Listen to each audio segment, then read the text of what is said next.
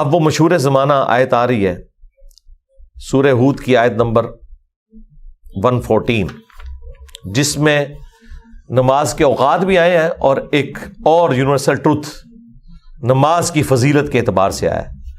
بَأَقِمِ الصَّلَاةَ طَرَفَيِ النَّهَارِ، اور نماز کو قائم رکھیں دن کے دونوں سروں پر، وَزُلَفًا مِّنَ اللَّيْلِ، اور رات کے کچھ حصے میں بھی.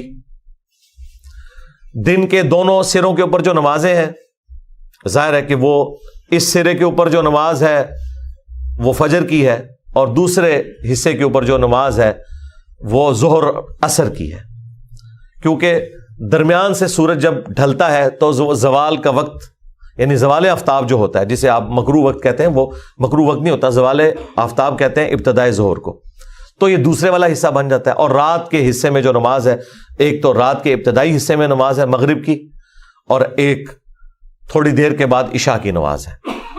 تو اس طریقے سے چونکہ ہمیں احادیث پتہ ہے، 5 نمازوں کے اوقات پتہ ہیں، اس لیے ہم یہ نماز کے اوقات بتاتے ہیں. ورنہ آپ دیکھیں تو نماز کے 3 اوقات ہی اس میں ذکر ہوئے ہیں، دن کے دونوں کناروں کے اوپر اور رات کے حصے میں 3 اوقات. ایک کنارہ ہو گیا فجر، دوسرا کنارہ ظہر و عصر، اور ظہر و عصر جمع ہو جاتی ہے، اور رات کے حصے میں مغرب اور عشاء وہ بھی جمع ہو جاتی ہے. 3 اوقات کے اندر 5 نمازیں.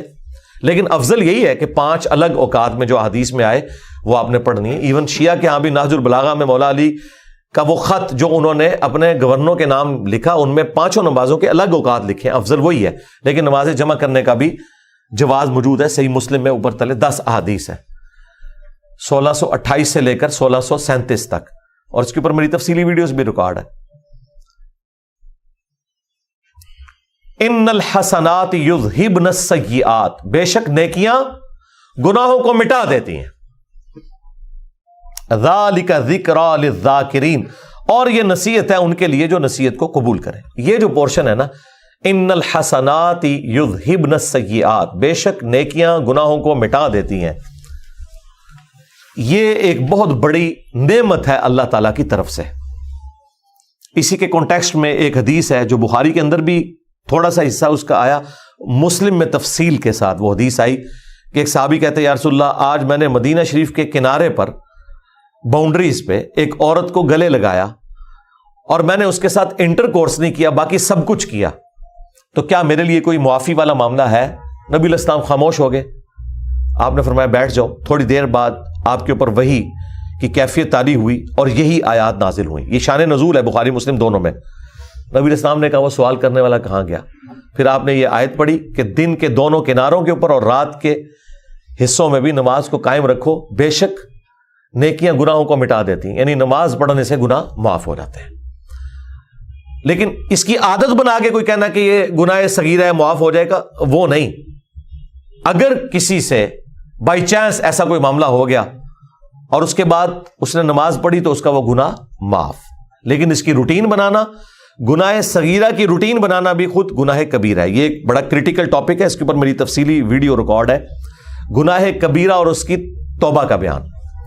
صحیح مسلم میں حدیث ہے کہ اگر کبیرہ گناہوں سے بچا جائے تو ایک نماز سے دوسری نماز، ایک جمعے سے دوسرا جمعہ اور ایک رمضان سے دوسرا رمضان درمیان کے گناہوں کا کفارہ ہے، اگر بڑے گناہوں سے بچا جائے. اب کوئی شخص کہے کہ میں ایک جمعہ پڑھ لوں، ادھر سے دوسرا جمعہ پڑھ لوں اور درمیان کے سارے گناہ معاف، نہیں. اس میں الفاظ ہے اگر کبیرہ گناہوں سے بچا جائے. تو نماز چھوڑنے سے بڑا تو کوئی کبیرہ گناہ ہی نہیں ہے. قرآن میں ہے وَأَقِیمُوا الصَّلَاةَ وَلَا تَكُونُوا مِنَ الْمُشْرِکِینَ، نماز قائم رکھنا، مشرک نہ ہو جانا. اور مسلم شریف میں حدیث 246، بندے کے کفر اور ایمان، شرک اور اسلام کے درمیان فرق کی نماز ہے. تو نماز تو وہ گناہ کبیرہ ہے کہ جو کفر کے اندر لے جاتا ہے انسان کو عملاً. لہذا ایک جمعے سے دوسرا جمعہ درمیان کے گناہوں کا کفارہ ہے اگر کبیرہ گناہوں سے بچا جائے. یہ الفاظ ہے.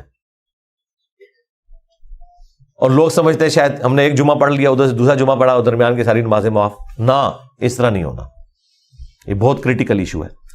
تو نیکیاں گناہوں کو کھا جاتی ہیں، مٹا دیتی ہے، لیکن چھوٹے گناہوں کو. بڑے گناہ صرف توبہ سے معاف ہوتے ہیں.